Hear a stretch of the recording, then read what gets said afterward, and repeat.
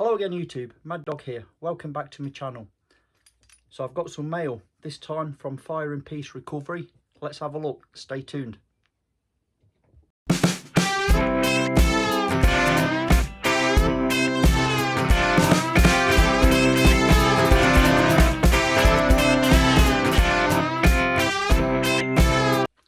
Welcome back. So as stated, I've received some mail. I've gone ahead and opened this because I've been expecting this and I've already been having a play about with it. So this has come from Fire and Peace Recovery. Came with a little note: to Andy and Wendy, a wee gift from us to you, love from Fire and Peace. Thank you very much. So Fire and Peace, as you'll probably know if you're a regular on my channel, they are a charitable organisation up in Bonnie, Scotland. Founded and run by Jerry Ward.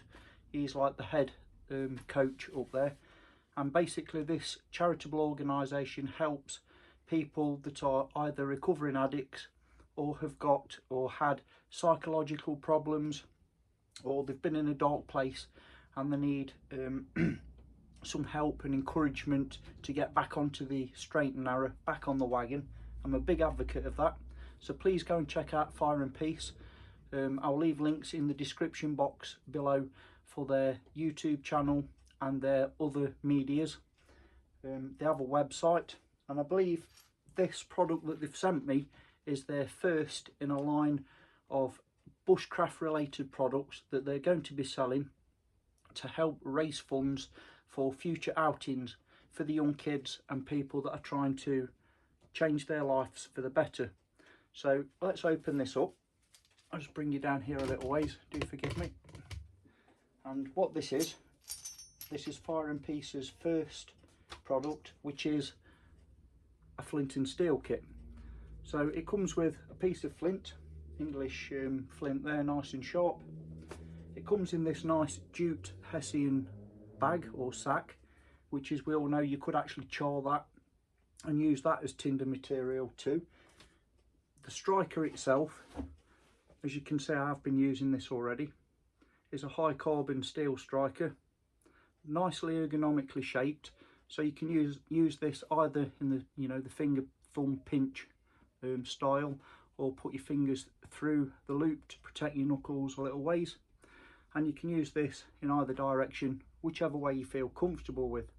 Let's have a look. Okay, so I'm going to have a go outside on the fire pit with this later on, but just inside, just to show you, like I say, I have used this already, but I'm just going to hopefully demonstrate. It really does throw some great sparks out there. So just like glancing blows, you only barely have to touch the flint with the steel to shave off pieces of that steel, and we get some really nice, really good showers of sparks there. So it works really well. Like I say, I have used this already. You can see the Fire and Peace logo there. Nice little touch, that. So I'm going to go up into the yard now, into my little fire pit area. Hopefully get a fire going with this, using some of my Mad Dog char cloth, and maybe cook myself a little snack and just mess about around the campfire. But this basically is a promotion for Fire and Peace Recovery. That's what I'm doing this for, and basically for me to say thank you very much, Jerry. You're a good brother. I hope everything's going well up there. Keep doing what you're doing, it's very admirable. You command my respect for doing what you're doing. I'm a big believer that anybody that is prepared to help themselves should get help from people around them to lift them up. People in this dark place, they don't need a handout, they need a hand up.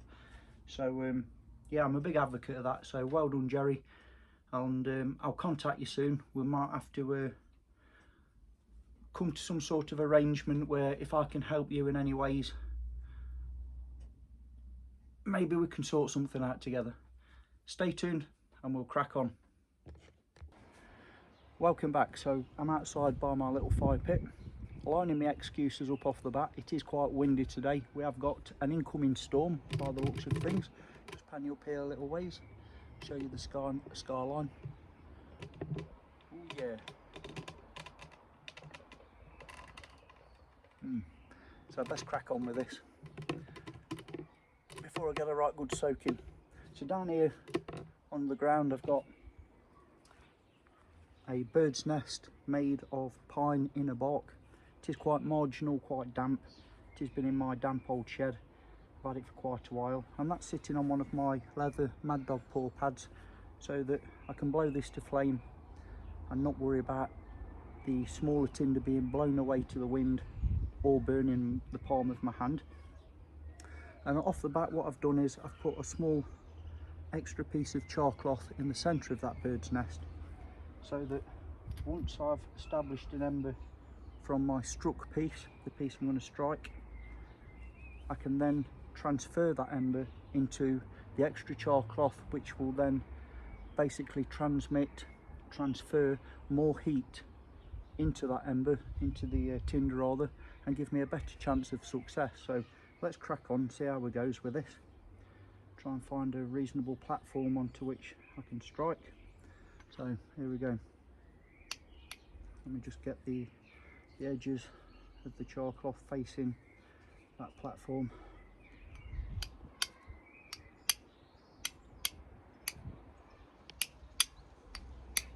Light glancing blows is all we're after.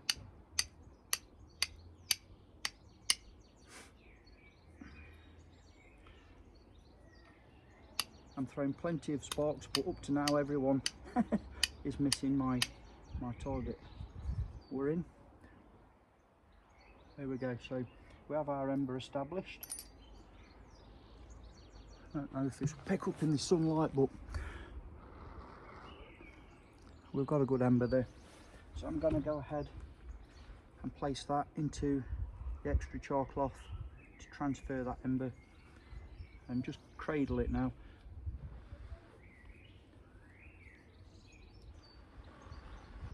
Transferring that ember to the extra char cloth. Now we can gently blow it to flame. There's no hurry at this point. We need to let the heat build, especially when you're working with marginal damp tinder like I currently am.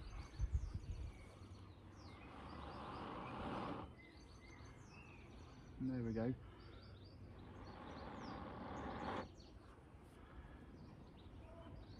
Okay, so we've got this fire established. So we're going to transfer that now into our fire lake, turning the bird's nest upside down so the heat can rise up and through that damp tinder. There's no hurry, it doesn't matter if it goes out initially. Let the heat build. Put our equipment on the paw pad so we don't lose it. Keep your admin nice and tidy. I'm about to be buzzed by the local law. So we've got a couple of birds feather sticks pre-prepared, along with some shavings and some light kindling.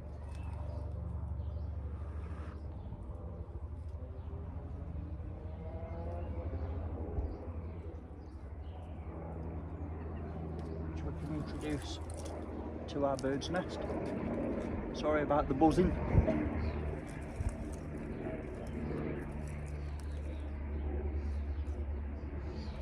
Now we can go ahead and introduce our first stage kindling in a nice chaotic manner. A good balance of open parts so that air can be drawn into the fire whilst giving it enough fuel to actually establish and create a good bed of coals.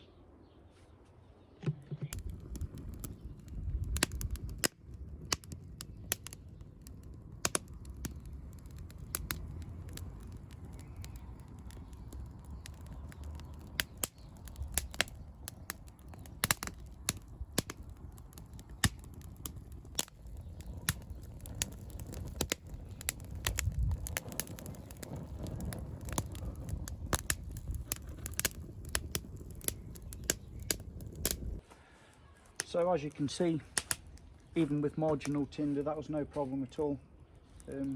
Yeah, we've got this fire going really well now.